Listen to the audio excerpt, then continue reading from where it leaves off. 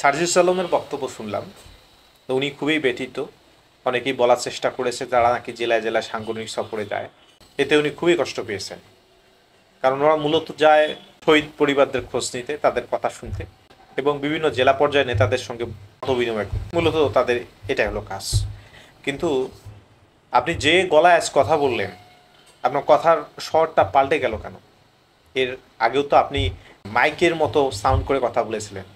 আপনার উক্তি হলো যে এক ফ্যাসিস্টকে আমরা সরিয়েছি, আর এক ফ্যাসিস্টকে আনার জন্য নয়। সেই উক্তিটি কোথায় গেল? বিএনপির একদিনের সমাবেশে আপনি মানে পুরা চেঞ্জ হয়ে গেলেন। একদম ভদ্র ছেলে, নিজের অবস্থানের দিকে চিন্তা করতে হবে। আপনি ছিলেন ছাত্রলীগের কর্মী, সাধারণ কর্মী, এখন হয়ে গেছেন সমন্বয়কদের লিডার। একই সময়ে বৈষম্য বিরোধী আন্দোলন করলেন। নাহিদ এবং আসিফ ভুইয়া হয়ে গেল উপদেষ্টা বা মন্ত্রী সমান পর্যায়ে, যেটা আপনারা হলেন না। কি কারণে হলেন না? কোনো না কোনো তো সমন্বয় হয়ে গেছে, তাই না? নেতৃত্ব দিবেন আপনারা, নতুন রাজনৈতিক দলের নেতৃত্ব দেবেন, এটাই তো সমন্বয়ের বিষয় ছিল। নাহলে এই বৈষম্য বিরোধী ছাত্র আন্দোলনের সময় তো সার্জিস আলম তো খুবই একটা মানে পরিচিত এবং জনপ্রিয় ফেস ছিল। আপনি উপদেষ্টা না হয়ে অন্য কেউ হলো কেন? কোনো না কোনো স্যাক্রিফাইস তো আপনার জন্য করা হয়েছে। এখন বলতেছেন যে আমরা সাংগঠনিক সফরে নাকি যাচ্ছি। আমার কষ্ট লাগে কেউ কেউ কারো কারো এই ধরনের কথায় কষ্ট লাগবে কেন? প্রত্যেকটা সমাবেশে গিয়ে রাজনৈতিক বক্তব্য দিয়েছেন, প্রত্যেকটা সমাবেশে গিয়ে সংগঠনকে মজবুত করার চেষ্টা করেছেন এবং সবগুলো পলিটিক্যাল ভিশন নিয়ে আপনারা মুভ করেছেন, সেটা রাষ্ট্রীয় সেনাবাহিনীর প্রোটোকলে। রাজনীতি এত সোজা না, নেতৃত্ব দেওয়া আরও কঠিন, যোগ্যতা অর্জন করতে হবে। ছিলেন ছাত্রলীগের কর্মী, হতে চান জাতীয় নেতা, এটা কি সম্ভব?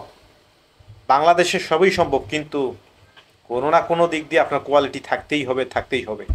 যোগ্যতা ছাড়া বাংলাদেশে কেউ টিকে থাকতে পারে না, এটাই বাস্তবতা। যে দুইজনের উপদেষ্টা বানিয়েছেন, একটাও তো ইংরেজি সঠিক কথা বলতে পারে না। না বলতে পারলে সেটা তাদের ব্যর্থতা, কিন্তু রাষ্ট্রের দুর্নাম হবে কেন? ডেলিগেটদের সঙ্গে আপনার কথা বলতে পারেন না, আমাদের দেশকে রিপ্রেজেন্ট করতে পারেন না, এটা রাষ্ট্রের ব্যর্থতা না?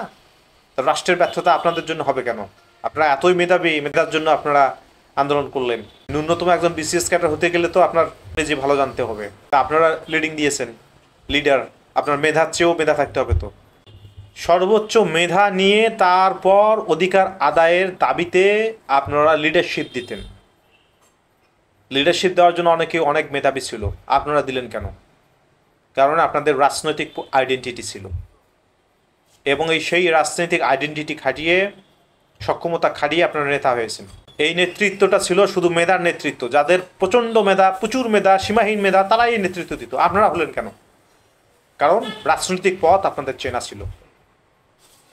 অন্য দলের অন্য মতাদর্শের রাজনীতি করে আপনারা অভিজ্ঞতা সম্পন্ন হয়েছেন, তারপরে এই বৈষম্য বিরোধী আন্দোলনের নেতা হয়েছেন। 5ই আগস্ট শেখ হাসিনা সরকার পতনের পর আপনাদের স্বপ্ন দেখেছেন আপনারা নেতা হবেন, জাতীয় নেতা হবেন, নির্বাচন করবেন।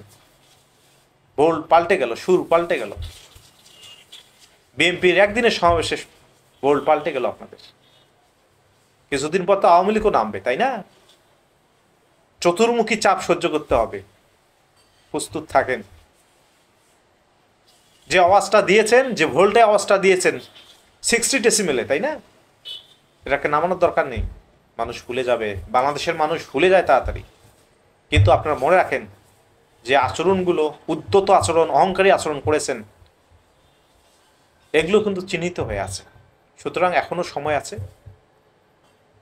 আপনারা অবশ্যই পরামর্শ করেন, উপদেষ্টা মণ্ডলীদের পরামর্শ দেন, খুব দ্রুত যেন একটা রাজনৈতিক পরিবেশ, নিরাপদ পরিবেশ তৈরি করে একটা নির্বাচনের ব্যবস্থা করে তত্ত্বাবধায়ক সরকার। কারণ আপনারা এগুলো আলোচনা করেনি।